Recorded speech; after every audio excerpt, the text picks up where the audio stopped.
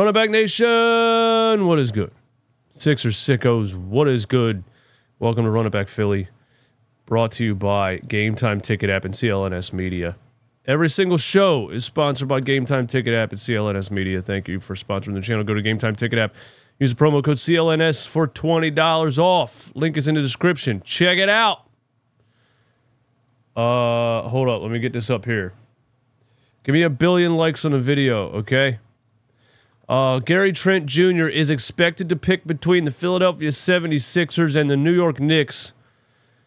Sources tell Bucket Access. Trent Jr. and his agents at Clutch Sports are looking for a 1-year deal per source.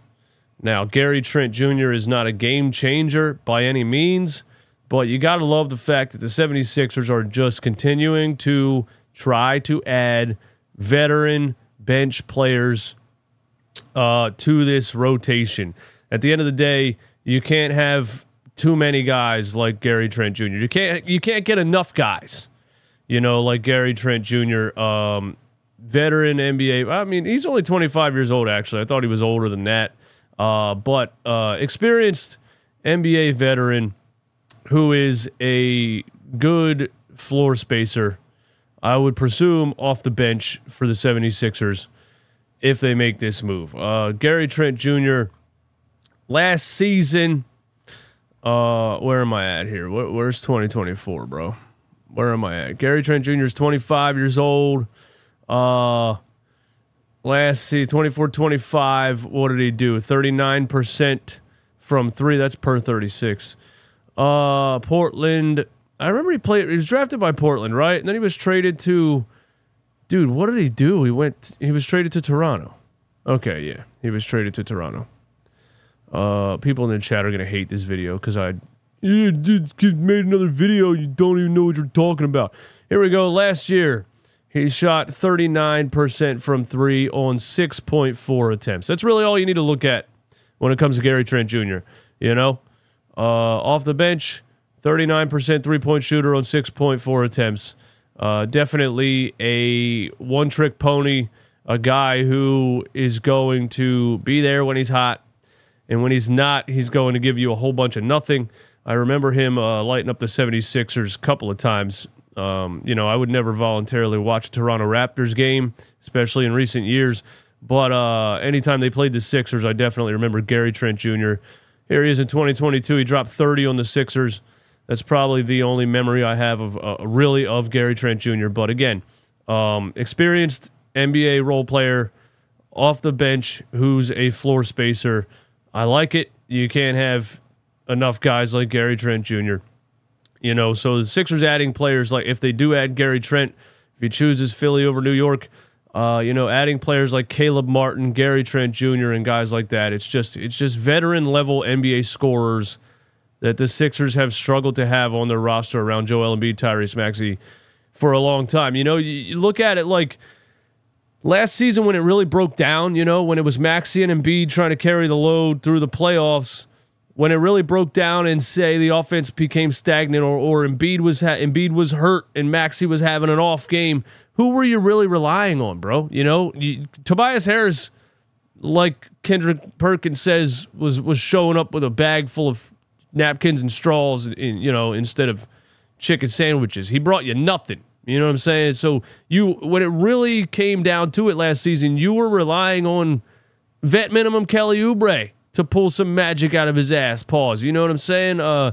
So having multiple scorers who are reliable scorers it's just so much better than really what they were working with last year. And Gary Trent Jr. is just another one of those guys.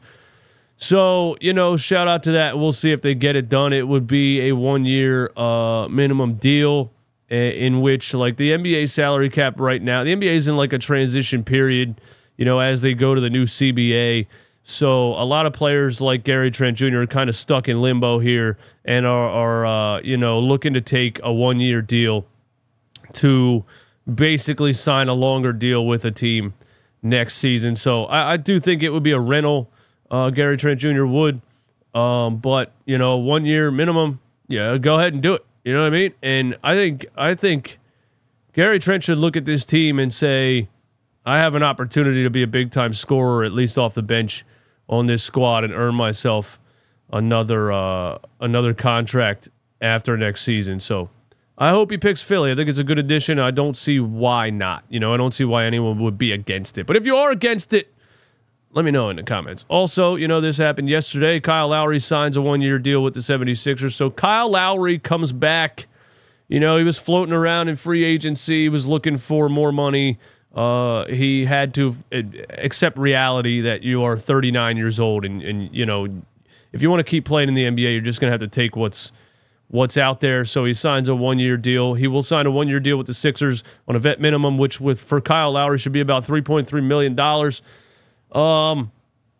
And look, I like what Kyle Lowry did last season. I like the combination of Kyle Lowry and Tyrese Maxey because Kyle Lowry is a pass-first point guard. He's not a guy that needs the ball in his hands, but when he gets the ball in his hands, he is still a 40% three-point shooter. That's all you can really ask from a point guard like Kyle Lowry, putting him into the rotation next to Maxey and these guys, especially Paul George on the team. You really just want him to be a setup man. But when the ball swings to him, you want him to be able to knock it down, and that's exactly what Kyle Lowry gives you. If you go to guys like Markelle Fultz right now or Ben Simmons throughout a couple of years, he was a facilitator, defender, whatever, but when the ball swung to him, it was dead. TJ McConnell, love him, can't shoot a three. It's so valuable to have a guy. It's so valuable for a guy like this to be a 40% three-point shooter. So that's what I like about Kyle Lowry.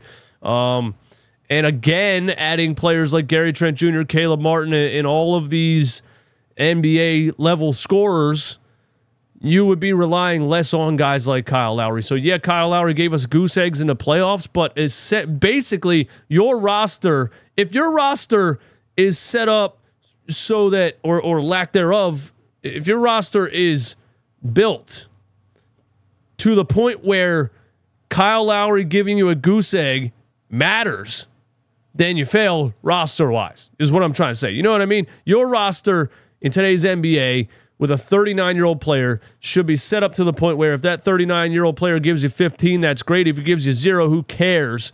You know what I mean? You failed if you're relying on 39-year-old Kyle Lowry. So I don't want to harp too much on the fact that he gave you goose eggs in the playoffs, but I like what Kyle Lowry brings to the team.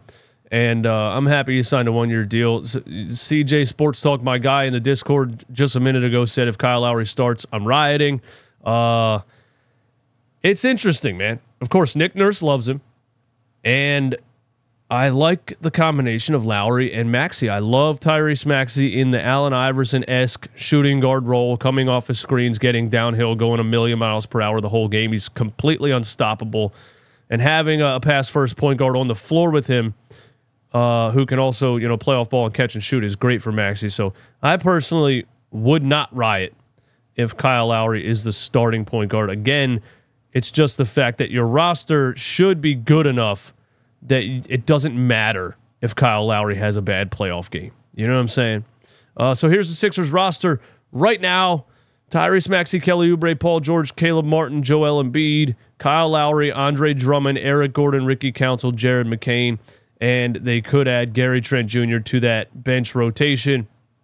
I just look at this. I mean, when you really look at it, man, this is, on paper, the best roster the 76ers have put around Joel Embiid and Tyrese Maxey. And in Joel Embiid's career, this might be the best roster, the best fitting roster. This roster makes the most sense out of any roster Joel Embiid's had in his career. Everyone's a floor spacer. Everyone can catch and shoot. You got 3-and-D guys. You got athletes who can run the floor and finish and transition and dunk on people and scream and play with aggression. You got a backup center, for crying out loud. You got, this on paper is the best roster that Joel Embiid's had in his career, and it'll be exciting to see, what they do this upcoming season. And they still have all of their draft picks, which still could help them facilitate a trade deadline deal for a guy like Dorian Finney-Smith or someone else. And I think that they would have to trade some pieces now to make that salary work.